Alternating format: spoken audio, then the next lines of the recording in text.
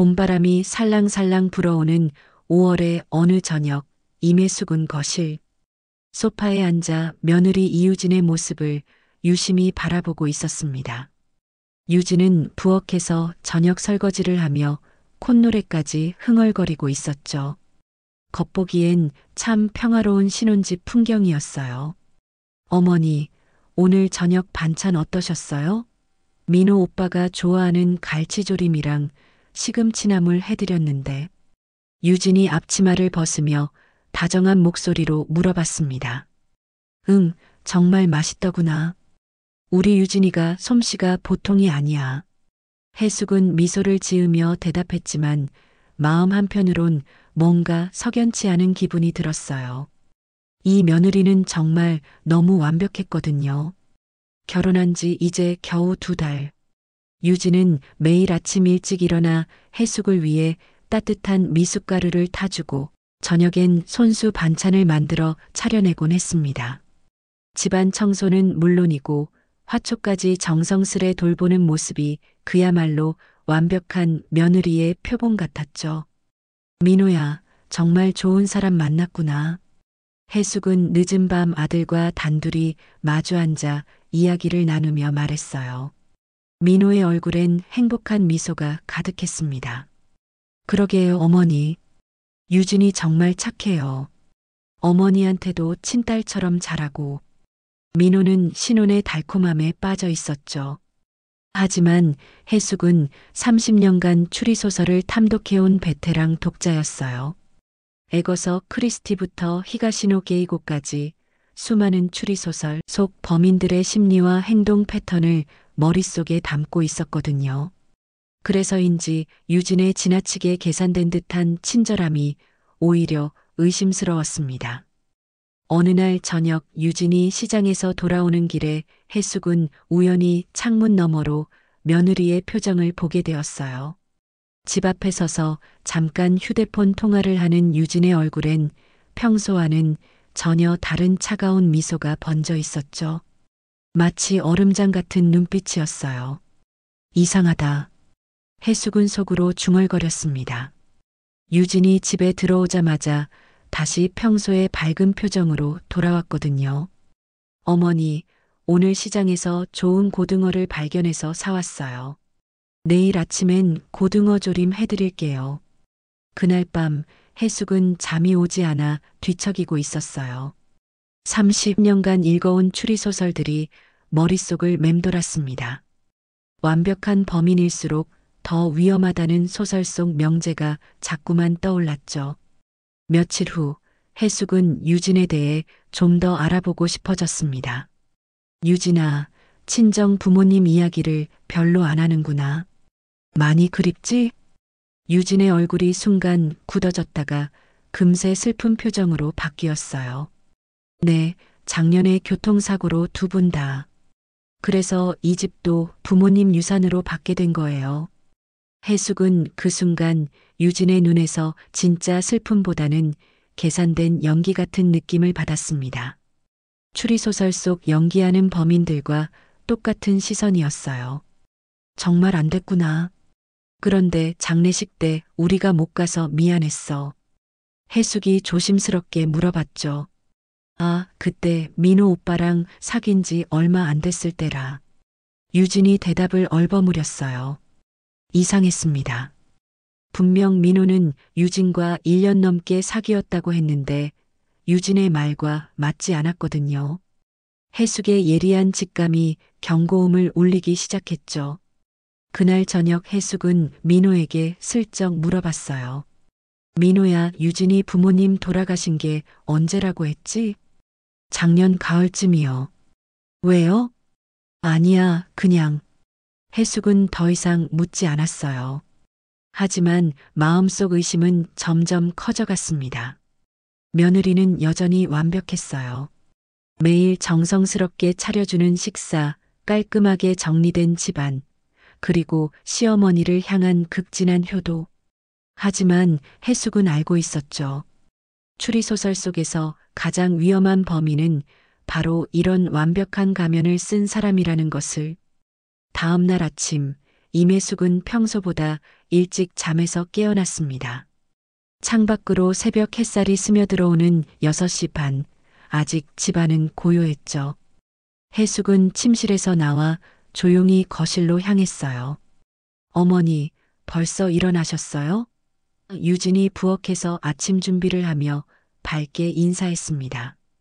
역시나 완벽한 며느리의 모습이었어요. 응, 잠이 일찍 깼네. 우리 유진이는 정말 부지런하구나. 해숙은 소파에 앉으며 며느리의 움직임을 관찰했어요.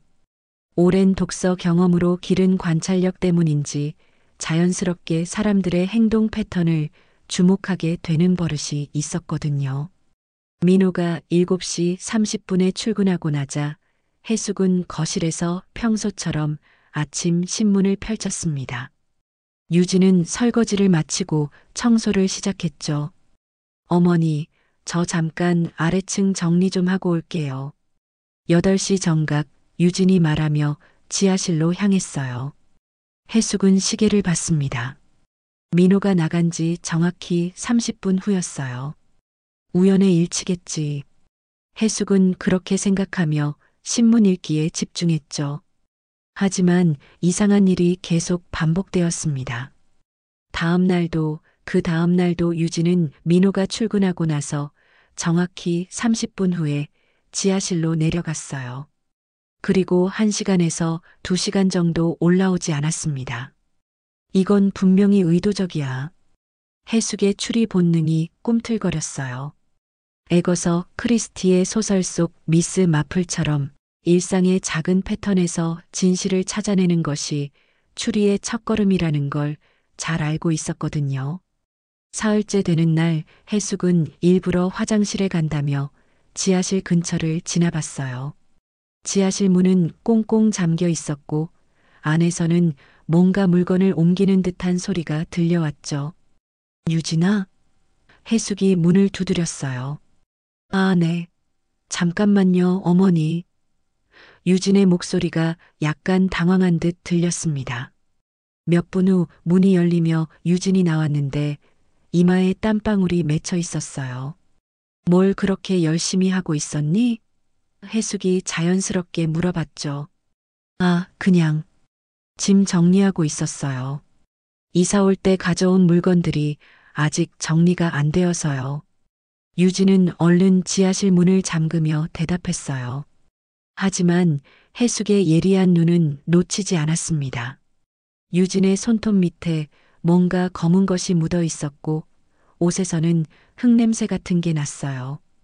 지하실에서 흙냄새가 날 이유가 있을까? 해숙은 의문을 품었죠. 그날 저녁 해숙은 민호와 이야기를 나누며 슬쩍 물어봤어요. 민호야, 지하실에 뭐가 있지? 지하실요? 그냥 창고 같은 거예요. 유진이 짐들 넣어두고.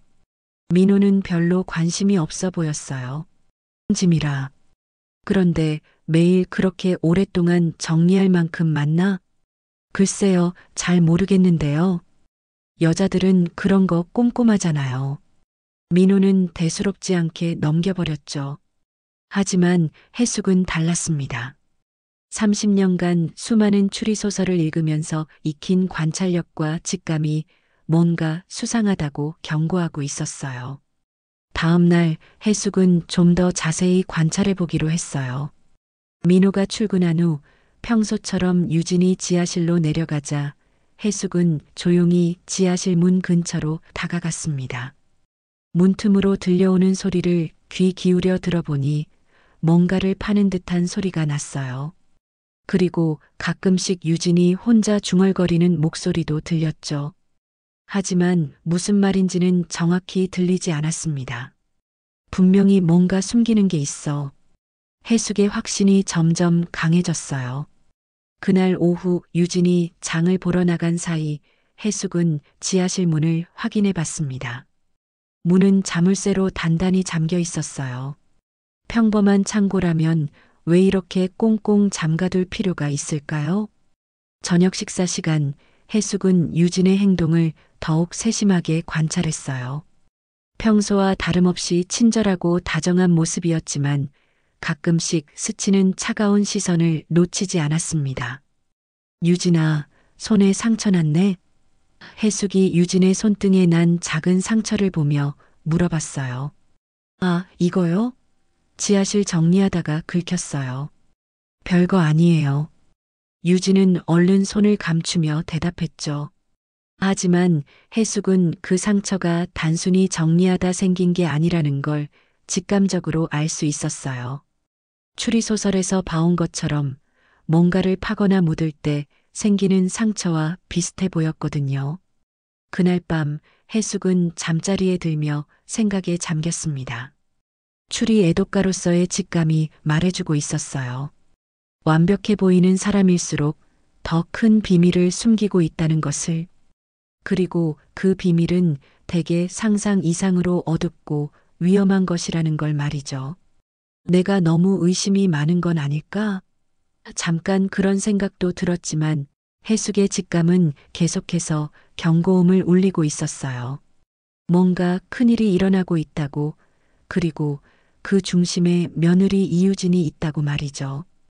일주일이 지나자 임혜숙의 의심은 더욱 구체적인 관찰로 이어졌습니다. 베테랑 독자의 예리한 눈은 일상의 작은 변화도 놓치지 않았어요. 유진이 지하실에서 올라올 때마다 가장 먼저 하는 일이 있었습니다. 바로 손 씻기였어요. 그런데 그냥 씻는 게 아니라 주방 세제를 듬뿍 짜서 손톱 밑까지 꼼꼼히 거의 5분 가까이 씻어댔죠. 유진아, 손을 왜 그렇게 열심히 씻니? 해숙이 물어보자 유진은 깜짝 놀라며 대답했어요. 아, 지하실이 먼지가 많아서요. 깨끗하게 씻어야죠. 하지만 유진의 목소리엔 약간의 떨림이 있었습니다. 더 이상한 건 그 다음이었어요. 손을 씻고 나면 유진은 집안 곳곳에 방향제를 뿌려댔습니다. 거실, 부엌, 심지어 계단 근처까지. 달콤한 라벤더 향이 온 집안을 감쌌죠. 향이 너무 진하지 않니? 해숙이 코를 찡그리며 말했어요. 집안 공기가 답답한 것 같아서요. 어머니께서 불편하시면 줄일게요. 유진은 여전히 완벽한 며느리의 모습을 유지했지만 해숙의 눈엔 그 행동이 뭔가를 가리려는 것처럼 보였어요. 추리소설에서 범인들이 증거를 숨기려고 할 때 자주 쓰는 수법이었거든요. 냄새를 지우고 흔적을 감추려고 하는 거 말이죠. 어느 날 오후 택배 아저씨가 집으로 찾아왔어요. 이유진님 맞으시죠? 택배 왔습니다. 해숙이 문을 열어주며 택배 상자를 받았는데 생각보다 무겁더군요. 유진아, 택배 왔어. 유진이 불이 나게 달려와서 택배를 받아들었어요. 그런데 그 순간 해숙은 택배 송장의 내용을 훑어봤죠. 의료용품, 소독약, 플라스틱 장갑 이런 글씨들이 보였어요. 무슨 물건이니? 해숙이 자연스럽게 물어봤습니다. 아, 청소용품이에요. 요즘 바이러스 때문에 집안 소독을 꼼꼼히 해야 한다고 해서. 유진은 얼른 택배를 지하실로 가져갔어요. 하지만 해숙은 이미 송장에서 본 내용이 단순한 청소용품과는 거리가 멀다는 걸 알고 있었죠. 의료용 장갑이며 소독약이며 이런 것들을 왜 대량으로 주문하는 걸까요? 그날 저녁 해숙은 민호에게 슬쩍 물어봤어요. 민호야, 유진이가 무슨 일 하고 있니? 의료 관련 일이라도? 아니요, 그냥 집에서 살림만 하고 있는데요. 왜요? 민호는 별로 관심이 없어 보였어요. 아니야, 그냥. 해숙은 더 이상 묻지 않았습니다. 하지만 의심은 점점 더 커져갔어요.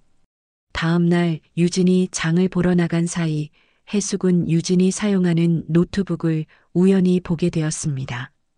화면이 꺼지지 않은 상태로 식탁 위에 놓여 있었어요. 남의 물건을 보는 건 좋지 않지만 해숙은 잠깐 망설였지만 30년간 추리소설을 읽어온 직감이 이건 그냥 넘어갈 문제가 아니라고 말하고 있었어요. 화면을 보니 인터넷 쇼핑 사이트가 열려 있었습니다. 주문 내역을 보니 깜짝 놀랄 만한 것들이 가득했어요. 수술용 메스, 의료용 장갑, 강한 소독약, 심지어 석회까지. 이런 물건들을 일반인이 왜 주문하는 걸까요? 더 놀라운 건 주문 빈도였어요. 거의 매주 이런 물건들을 주문하고 있었거든요. 그것도 상당한 양으로 말이죠. 이건 분명히 뭔가 있어. 해숙의 확신이 더욱 굳어졌습니다. 그때 현관문이 열리는 소리가 들렸어요. 유진이 돌아온 거였죠. 해숙은 얼른 노트북에서 손을 떼고 자리를 피했습니다. 어머니, 저 왔어요. 유진의 밝은 목소리가 들렸지만 해숙의 귀엔 더 이상 다정하게 들리지 않았어요. 저녁 식사 시간, 해숙은 유진의 모든 행동을 세밀하게 관찰했습니다. 음식을 차리는 동작, 말하는 톤, 심지어 시선의 방향까지 모든 게 계산된 것처럼 느껴졌어요. 유진아, 손톱이 참 깨끗하구나. 해숙이 말했죠. 순간 유진의 손이 살짝 떨렸어요. 네, 자주 관리하거든요. 하지만 해숙은 알고 있었습니다. 그 깨끗한 손톱 밑에 뭔가 숨겨진 게 있다는 걸 말이죠. 추리소설에서 범인들이 증거를 없애려고 얼마나 노력하는지 수없이 봐왔거든요.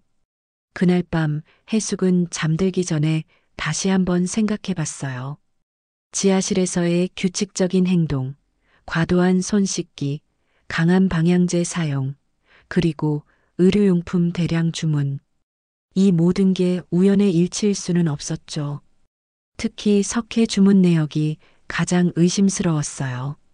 추리소설에서 석회는 보통 시체의 부패를 막거나 냄새를 제거할 때 사용된다고 나왔거든요. 물론 건축용으로도 쓰이지만 이 집에서 무슨 공사를 할 이유가 있을까요? 내가 너무 의심이 많은 건 아닐까? 잠깐 그런 생각이 들었지만 곧 고개를 저었어요. 30년간 추리소설을 읽으면서 배운 건 바로 이거였거든요. 작은 단서들이 모이면 큰 그림이 보인다는 것, 그리고 그 그림은 대개 우리가 상상하는 것보다 훨씬 어둡고 위험하다는 걸 말이죠. 해숙은 이제 확신했습니다. 며느리 이유진은 분명히 뭔가 큰 비밀을 숨기고 있고 그 비밀은 결코 좋은 것이 아니라는 걸 말이에요. 그날은 유독 무더운 여름날이었습니다. 민호가 출근하고 유진이 평소처럼 지하실로 내려간 지 1시간쯤 지났을 때 해숙은 화장실에 가려다가 지하실 앞을 지나게 되었어요. 그런데 이상하게도 지하실 문이 살짝 열려 있었습니다. 평소라면 절대 그런 실수를 하지 않을 유진이 왜 문을 제대로 잠그지 않았을까요? 해숙의 호기심이 발동했어요. 잠깐만 살펴보자. 해숙은 조심스럽게 문틈으로 다가갔습니다. 추리소설을 읽어온 경험이 이럴 때 꼭 진실을 확인해 봐야 한다고 말하고 있었거든요. 문틈 사이로 희미하게 지하실 안이 보였어요. 그런데 해숙이 본 것은 평범한 창고의 모습이 아니었습니다. 지하실 한편에는 마치 감옥 같은 철창이 설치되어 있었고 그 앞에는 작은 책상이 하나 놓여 있었어요. 저게 뭐지? 해숙은 눈을 크게 뜨고 더 자세히 살펴봤습니다. 책상 위에는 여러 장의 신분증이 무더기로 쌓여 있었어요. 남자 것도 있고 여자 것도 있었는데 모두 다른 사람들의 신분증이었죠. 그리고 그 옆에는 뭔가 계획서 같은 종이가 펼쳐져 있었습니다. 해숙은 더 자세히 보려고 문틈에 얼굴을 가까이 댔어요. 그 순간 계획서에 적힌 글씨가 눈에 들어왔습니다. 박철수 완료, 김영애 완료, 이승우 완료. 여러 사람의 이름 옆에 완료라는 글씨가 적혀 있었어요. 그리고 그 아래쪽에는 더욱 충격적인 내용이 적혀 있었습니다. 다음 순서 민호 해숙. 해숙은 그 글씨를 보는 순간 온몸에 소름이 돋았어요. 자신의 이름과 아들의 이름이 거기 적혀 있었거든요. 그것도 다음 순서라는 무시무시한 표현과 함께 말이죠. 이게 무슨... 해숙은 입을 틀어막고 뒷걸음질 쳤습니다. 그때 지하실에서 유진의 목소리가 들려왔어요. 이제 민호부터 시작해야겠어. 그 다음엔 시어머니. 혼자서 중얼거리는 목소리였지만 해숙의 귀에는 선명하게 들렸어요. 해숙은 급히 그 자리를 벗어나 거실로 돌아왔습니다. 심장이 쿵쾅쿵쾅 뛰고 온몸이 떨렸어요. 30년간 추리소설을 읽으면서 상상으로만 접했던 일이 현실에서 일어나고 있다는 게 믿어지지 않았거든요. 신분증 뭉치, 완료된 사람들, 그리고 우리가 다음 타깃. 해숙의 머릿속이 복잡해졌어요. 추리소설에서 봤던 연쇄살인범의 행동 패턴과 너무나 흡사했거든요. 해숙은 소파에 앉아 떨리는 손으로 물을 마셨어요. 유진이가 설마... 생각하고 싶지 않았지만 모든 증거가 한 방향을 가리키고 있었어요. 지하실에서 규칙적으로 보내는 시간, 의료용품 대량 주문, 과도한 손 씻기와 방향제 사용, 그리고 이제 발견한 철창과 신분증들, 그리고 자신과 아들의 이름이 적힌 계획서까지. 완료라는 표시가 된 사람들은 대체 어떻게 된 걸까요? 해숙은 상상하고 싶지 않았지만 추리소설의 경험이 그 답을 알려주고 있었어요. 1시간 후 유진이 지하실에서 올라왔어요. 평소처럼 손을 깨끗이 씻고 방향제를 뿌리더니 해숙에게 다정하게 말했죠. 어머니, 점심 뭐 드시고 싶으세요? 오늘은 특별히 맛있는 걸 해드릴게요. 하지만 이제 해숙의 눈에는 그 다정한 미소가 전혀 다르게 보였어요. 마치 사냥꾼이 먹잇감을 바라보는 듯한 차가운 시선이 그 뒤에 숨어 있는 것 같았거든요. 고마워, 유진아. 뭐든 좋으니까. 해숙은 최대한 평정심을 유지하려고 노력했어요. 지금 당장 동요하는 모습을 보여줘서는 안 된다는 걸 알고 있었거든요. 점심을 먹는 동안 해숙은 유진의 모든 행동을 관찰했습니다.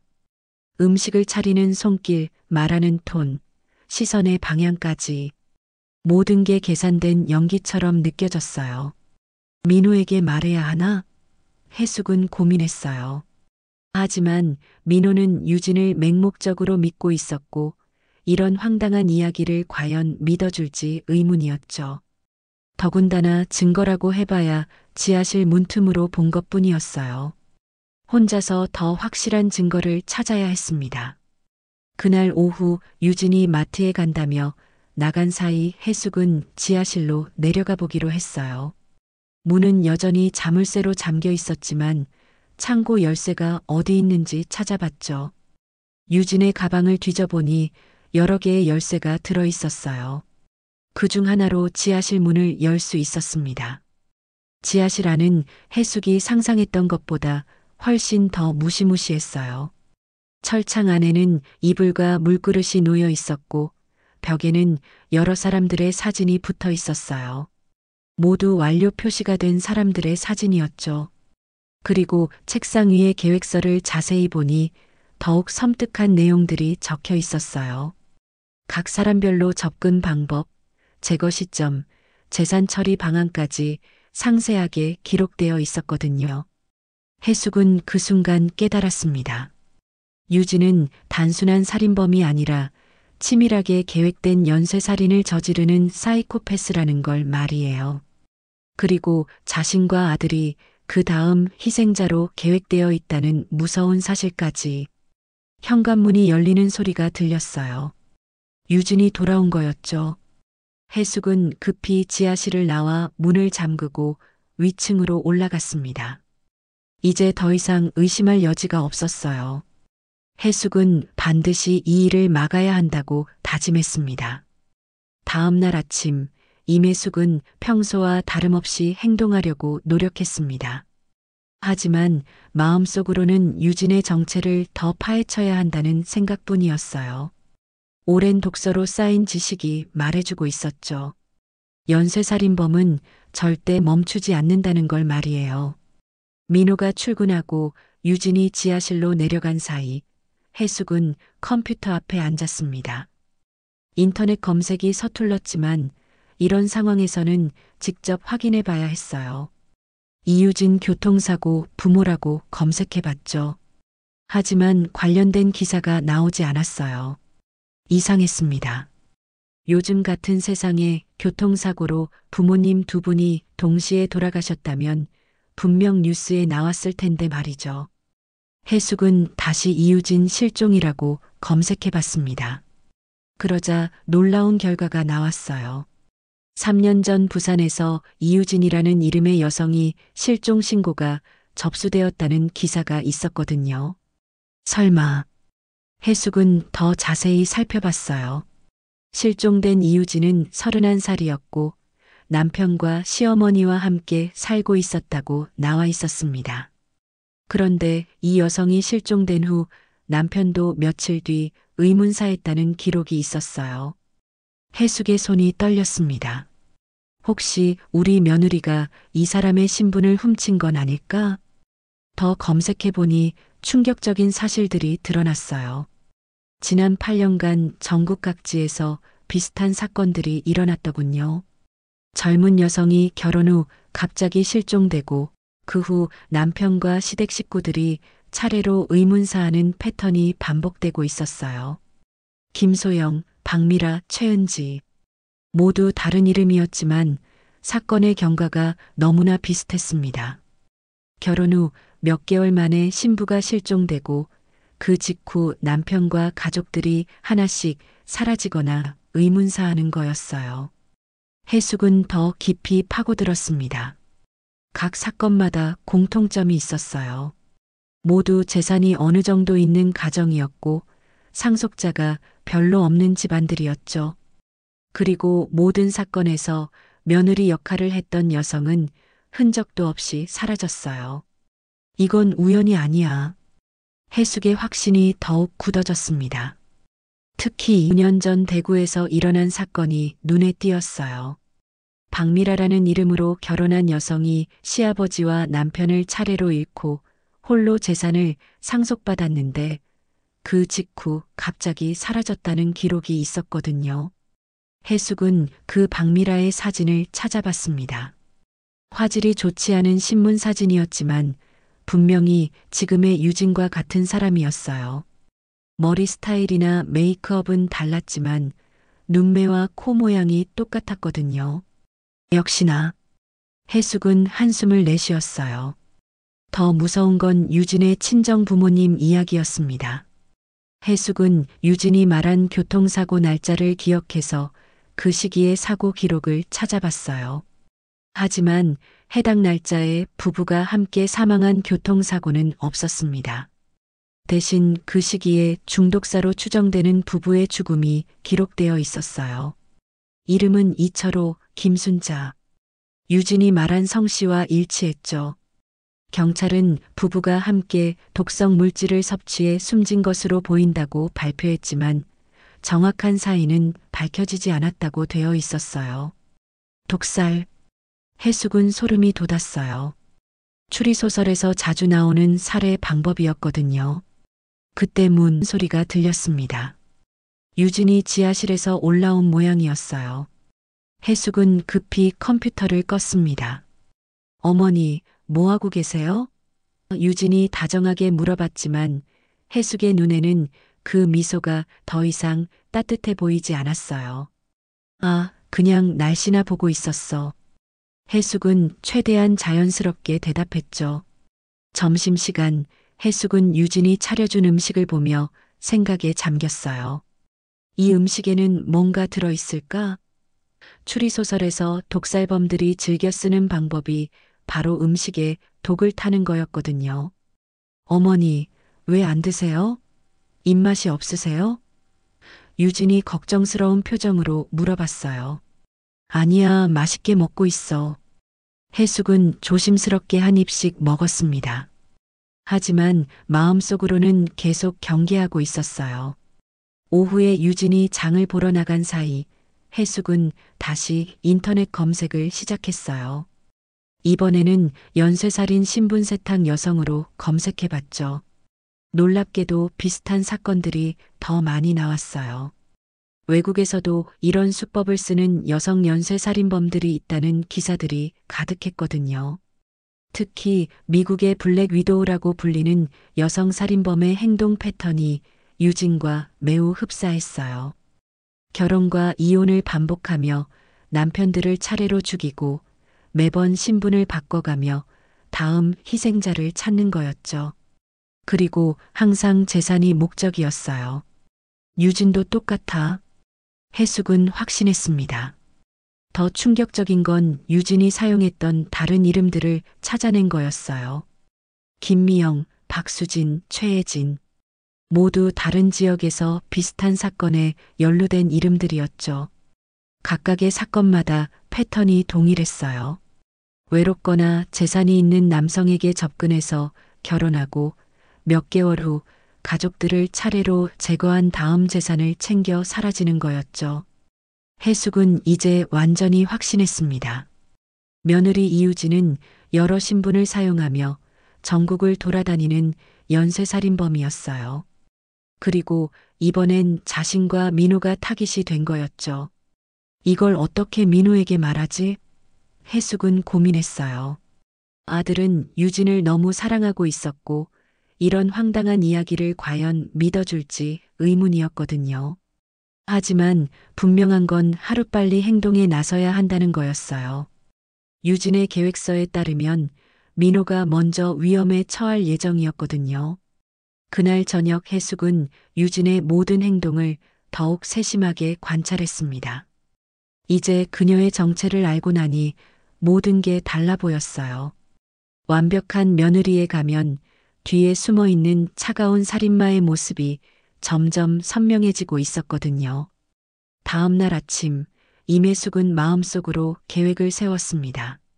30년간 추리소설을 읽어온 경험이 이럴 때 빛을 발하는 거였죠.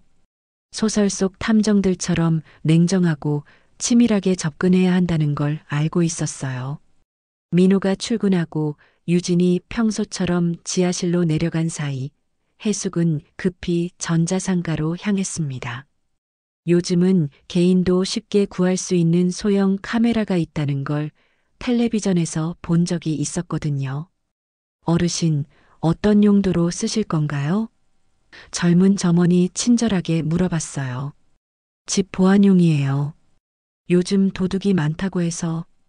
해숙은 자연스럽게 대답했죠. 점원은 작은 무선 카메라 하나를 권해줬습니다.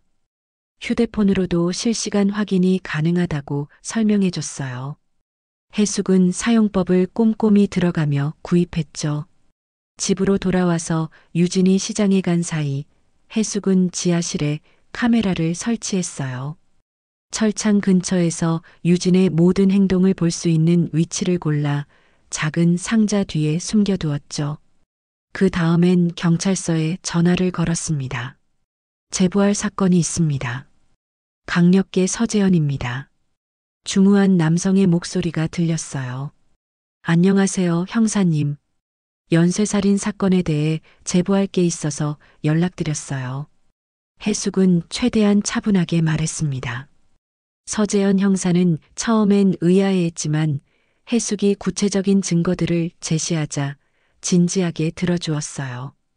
여러 지역에서 일어난 비슷한 사건들, 유진의 신분 세탁 의혹, 그리고 지하실에서 발견한 증거들까지 직접 만나서 자세한 이야기를 들어봐야겠습니다.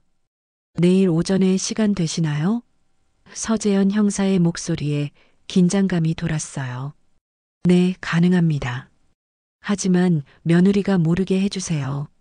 지금 상황이 위험해서. 해숙은 간절하게 부탁했죠.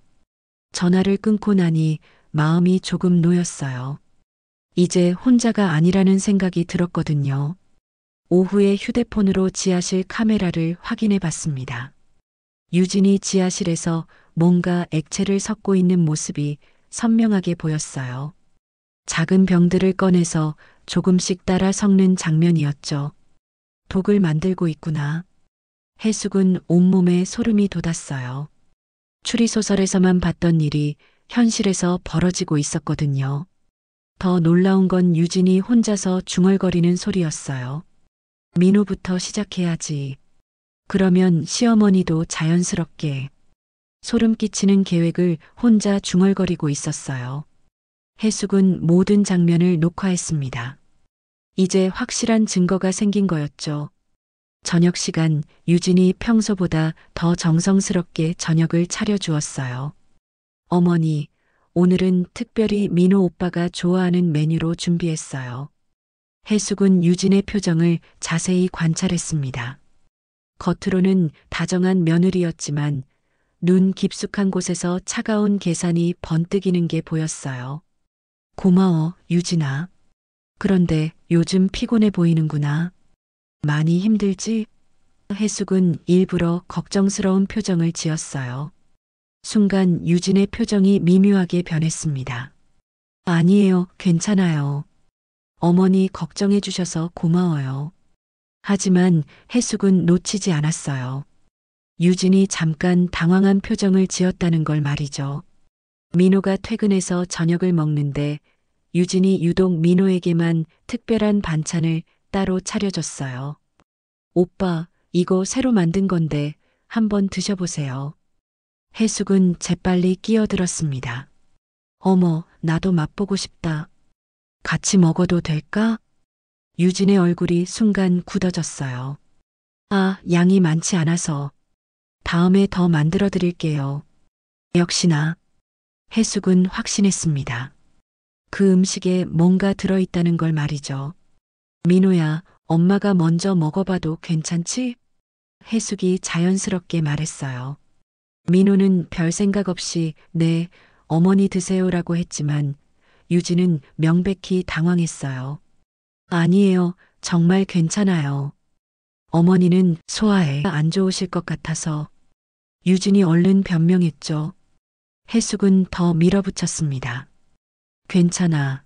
나도 젊은 사람들 음식 먹어봐야지. 결국 유진은 그 음식을 치워버렸어요. 다음에 더 맛있게 만들어 드릴게요라고 하면서 말이죠. 그날 밤 해숙은 민호와 단둘이 이야기할 기회를 만들었어요. 민호야, 엄마가 하는 말 이상하게 들릴 수도 있는데.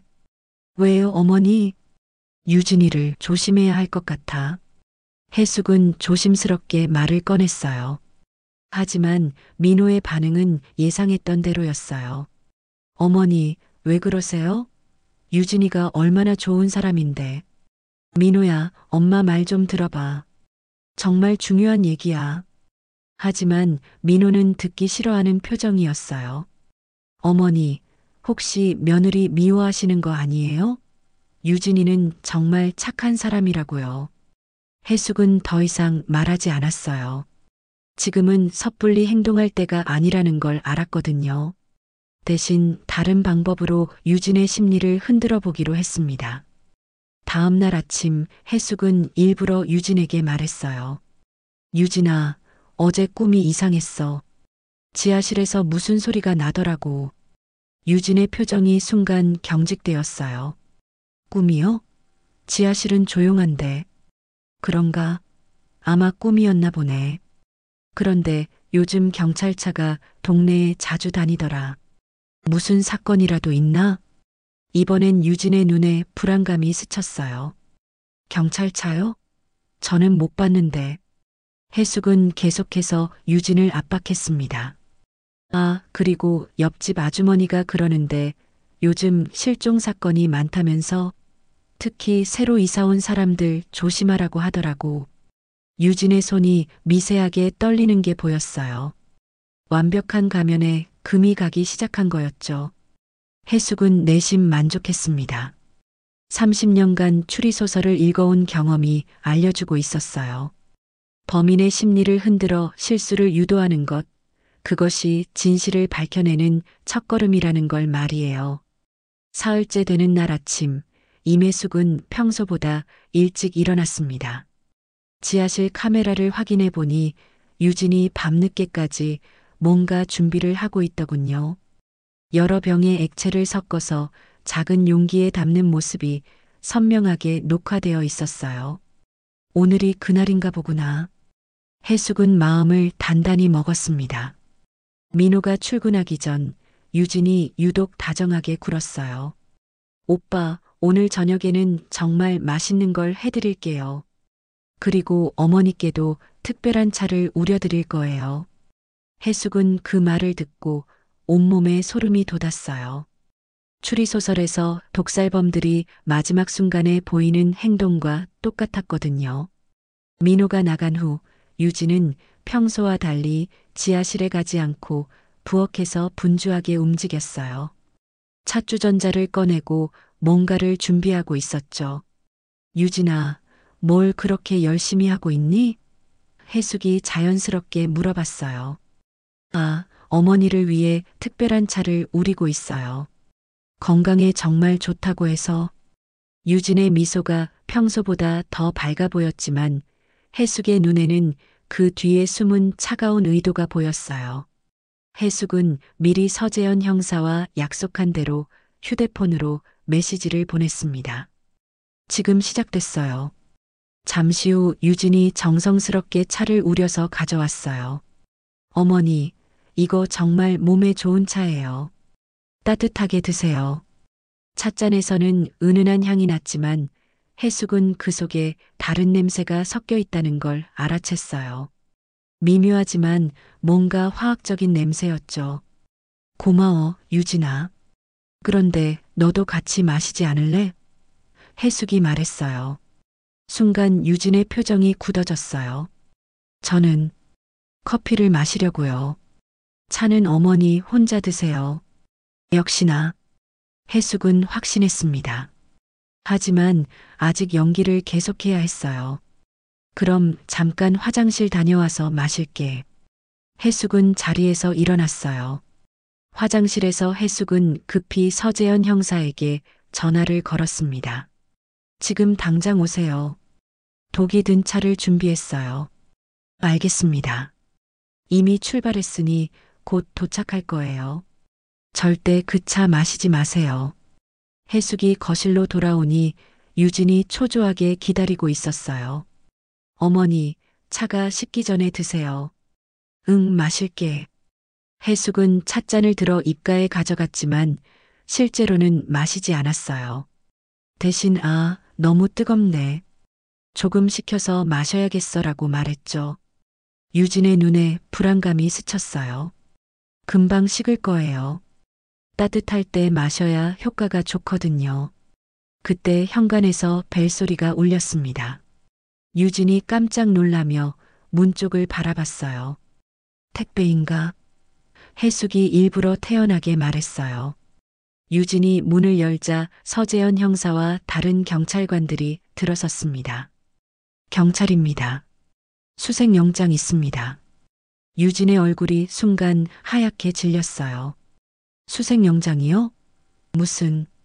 이유진 씨, 연쇄살인 혐의로 긴급 체포합니다.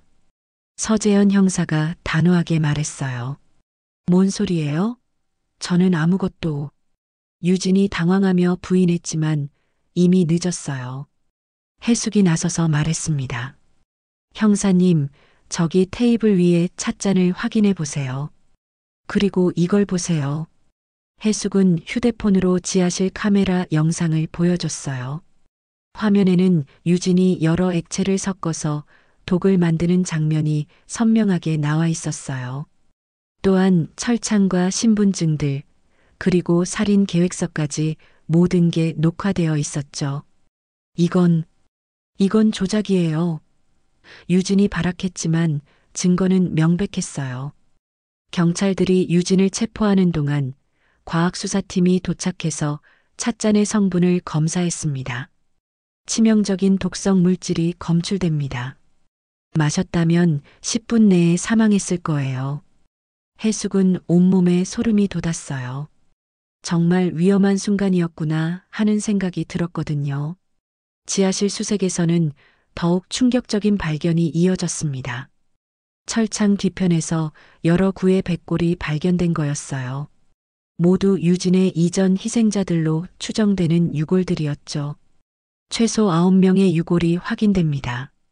과학수사팀원이 보고했어요. 유진은 그제서야 완전히 무너졌어요. 아니에요. 아니라고요. 하지만 증거는 너무나 명백했습니다. 서재현 형사가 해숙에게 말했어요. 어르신 덕분에 큰 사건을 해결했습니다. 정말 대단하세요. 30년간 추리소설을 읽은 보람이 있네요. 해숙은 안도의 한숨을 내쉬었어요. 그때 민호가 급히 달려왔습니다. 회사에서 연락을 받고 온 거였어요. 어머니, 무슨 일이에요? 유진이는 왜? 해숙은 아들을 붙잡고 모든 상황을 설명해 줬어요. 민호는 믿을 수 없다는 표정이었지만 현실을 받아들일 수밖에 없었죠. 어머니가 아니었다면 민호는 말을 잇지 못했어요. 유진은 수갑을 찬 채로 끌려가면서도 해숙을 노려봤어요. 당신만 아니었다면. 하지만 해숙은 담담했어요. 저녁이 되어서야 집안이 조용해졌습니다. 해숙은 소파에 앉아 그동안 일어난 일들을 돌아봤어요. 만약 추리소설을 읽지 않았다면, 만약 유진의 작은 행동들을 놓쳤다면 어떻게 되었을까요? 민호가 다가와서 말했어요. 어머니, 정말 죄송해요. 제가 어머니 말씀을 들었어야 했는데. 괜찮아, 민호야. 이제 모든 게 끝났으니까. 해숙은 아들의 손을 잡았어요. 그날 밤 뉴스에서는 연쇄살인범 검거 소식이 대대적으로 보도되었습니다. 추리소설 애독가인 시어머니의 기지로 연쇄살인범을 검거했다는 내용이었어요. 해숙은 뉴스를 보며 생각했습니다. 긴 세월 읽어온 추리소설이 단순한 취미가 아니라 정말 생명을 구하는 지식이 되었다는 걸 말이에요. 사건이 끝난 지 일주일이 지났지만 임혜숙과 민호의 집은 여전히 어수선했습니다. 연일 기자들이 찾아오고 경찰 조사는 계속되고 있었어요. 하지만 무엇보다 힘든 건 민호의 상태였습니다. 어머니, 정말 믿을 수가 없어요. 민호는 거실 소파에 축 늘어져 앉아 멍한 표정으로 중얼거렸어요. 제가 사랑한 사람이 그런 사람이었다니. 해숙은 아들을 바라보며 마음이 아팠습니다. 민호는 일주일 내내 거의 잠을 못 이루고 있었거든요. 회사도 나가지 못하고 집에서만 웅크리고 있었어요. 민호야, 이건 내 잘못이 아니야. 해숙이 다가가 아들의 어깨를 다독였어요. 그 여자가 너무 교활했던 거지. 하지만 민호는 계속 자책했습니다. 어머니가 그렇게 말씀하셨는데 저는 왜 못 알아봤을까요? 어머니 말씀을 들었어야 했는데. 그때 텔레비전에서 뉴스가 나왔어요. 연쇄살인범 이유진 사건의 전모가 밝혀지고 있습니다. 지금까지 확인된 피해자만 9명에 이르며 리포터의 목소리가 이어졌습니다. 특히 이번 사건은 추리소설을 30년간 애독해온 시어머니 임혜숙 씨의 기지로 막을 수 있었는데요. 임 씨는 며느리의 수상한 행동을 포착해 직접 증거를 수집했습니다. 화면에는 해숙의 인터뷰 모습이 나왔어요. 평소에 추리소설을 많이 읽다 보니까 뭔가 이상한 패턴들이 눈에 들어오더라고요. 처음엔 제가 너무 의심이 많나 싶었는데 민호가 텔레비전을 꺼버렸어요. 더 이상 보기 싫어요. 해숙은 이해했습니다. 아들에게는 아직 모든 게 악몽 같은 현실이었을 테니까요. 다음 날 서재현 형사가 찾아왔어요. 안녕하세요, 어르신. 수사 진행 상황을 말씀드리러 왔습니다. 거실에 앉은 서재현 형사는 두꺼운 파일을 꺼내며 설명했어요. 이유진의 본명은 박선미입니다. 8년 전부터 전국을 돌아다니며 범행을 저질러 왔어요. 해숙은 놀랐어요. 8년이나요? 네, 처음엔 단순한 사기였는데 점점 살인으로 발전한 것 같습니다. 신분증 위조, 호적 조작까지. 정말 치밀한 범죄자였어요. 서재현 형사가 계속 설명했습니다. 가장 충격적인 건 피해자 규모입니다. 지금까지 확인된 것만 12명이고 아직 수사 중인 사건들이 더 있어요. 전국적으로 미제 실종 사건들을 다시 조사하고 있습니다. 민호의 얼굴이 더욱 창백해졌어요. 그럼 저도 죽을 뻔했다는 거네요. 그렇습니다. 어르신이 아니었다면 정말 위험했을 겁니다. 서재현 형사가 해숙을 향해 고개를 숙였어요. 그날 저녁 전국적으로 특별 뉴스가 방송되었습니다. 추리광 시어머니, 연쇄살인마 며느리 검거라는 제목으로 모든 방송사에서 다뤘어요. 이번 사건으로 전국 곳곳에서 비슷한 미제 사건들이 재조명받고 있습니다. 경찰은 박선미와 연관된 다른 사건들도 수사 중이라고 밝혔습니다. 뉴스 앵커가 계속 보도했어요. 특히 임혜숙 씨가 수집한 증거들이 결정적 역할을 했는데 30년간 추리소설을 읽어온 경험이 실제 사건 해결에 도움이 된 것으로 평가됩니다. 다음 날부터는 전국에서 연락이 쏟아졌어요. 비슷한 피해를 당했다는 가족들, 실종된 가족을 찾고 있는 사람들까지 수없이 많았어요. 어머니, 부산에서 온 전화예요. 3년 전에 며느리가 실종됐는데 혹시 연관이 있는지 물어보신대요. 민호가 전화를 받고 와서 말했어요. 해숙은 하루에도 수십 통의 전화를 받았습니다. 모두 가족을 잃고 절망에 빠진 사람들이었어요. 해숙은 그들의 이야기를 들어주며 위로했죠. 일주일 후 검찰청에서 연락이 왔어요. 박선미 재판에 증인으로 출석해달라는 요청이었습니다. 민호야, 엄마가 재판에 나가야 한다는데. 해숙이 말했어요. 민호는 고개를 저었어요. 저는 아직 그 사람 얼굴 보기 싫어요. 괜찮아. 엄마 혼자 갈게. 내가 억지로 할 필요 없어. 재판날 법정은 기자들과 방청객들로 가득했어요. 해숙이 증인석에 앉자 모든 시선이 집중되었죠. 증인께서는 피고인의 수상한 행동을 어떻게 알아차리셨나요? 검사가 물어봤어요. 오랜 추리소설 애독 경험 덕분이었습니다. 소설 속 범인들의 행동 패턴과 너무 비슷했거든요. 해숙은 차분하게 대답했어요. 피고인석에 앉은 박선미는 해숙을 째려봤지만 해숙은 흔들리지 않았어요. 규칙적인 지하실 출입, 과도한 손 씻기, 의료용품 주문, 이런 것들이 모두 수상했습니다. 재판이 끝나고 나오는 길에 한 기자가 해숙에게 물어봤어요. 어르신, 앞으로도 추리소설을 계속 읽으실 건가요? 해숙은 미소 지으며 대답했어요. 물론이죠. 이번 일로 추리소설이 단순한 재미만을 위한 게 아니라는 걸 알았거든요. 한 달 후 해숙과 민호는 예전 집을 떠나 새로운 곳으로 이사했어요.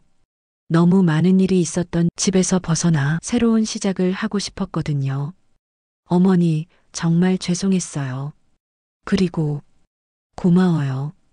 민호가 짐을 정리하며 말했어요. 뭘 고마워해. 엄마 아들인데 당연한 거지. 해숙은 아들의 등을 토닥였어요. 새집 거실에서 해숙은 다시 추리소설을 펼쳤습니다. 이제는 진짜 의미가 있다는 걸 알았거든요. 텔레비전에서는 후속 뉴스가 나왔어요. 박선미 사건으로 전국적으로 10여 건의 미제 사건이 재수사되고 있으며 추가 피해자들이 계속 확인되고 있습니다. 해숙은 책을 덮고 창밖을 바라봤어요. 끔찍한 일이었지만 더 큰 비극을 막을 수 있었다는 생각에 작은 위안을 느꼈습니다. 민호도 조금씩 일상을 되찾아가고 있었습니다. 할머니의 크고 놀라운 모험이 막을 내렸습니다. 그리고 새로운 곳에서 새로운 삶이 조용히 시작되었습니다.